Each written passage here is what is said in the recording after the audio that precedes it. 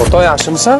Yaxshimisan? Charchamadingmi? Ha? Ertalabda vahima qilasan? Sen meni yaqinimsan. Senga yomonlik tilamayman. Ochiqroq gapir. Kecha bolalar bilan choyxonada o'tiruvdik. Ikrom san haqingda yomon gaplar gapirdi. Chestingga tegadigan. Abbos, bu gaplaringni borib boshqaga aytasan. Ikromni men juda ham yaxshi taniyman.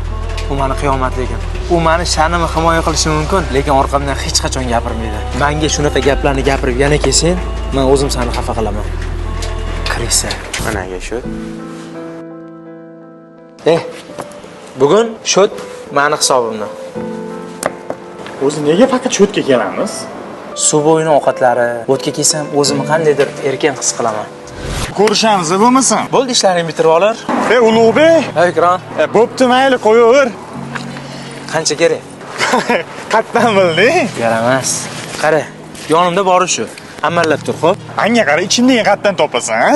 Men sen bilan shunchaki do'st emasman. Men sen bilan qiyomatda ham do'st bo'lish uchun do'stlashganman. Hozirgi kunda eng qiyin narsa bu haqiqiy do'st topish. Bilasan? Sen bilan suhbatlashsam mazza qilaman, o'rtoq.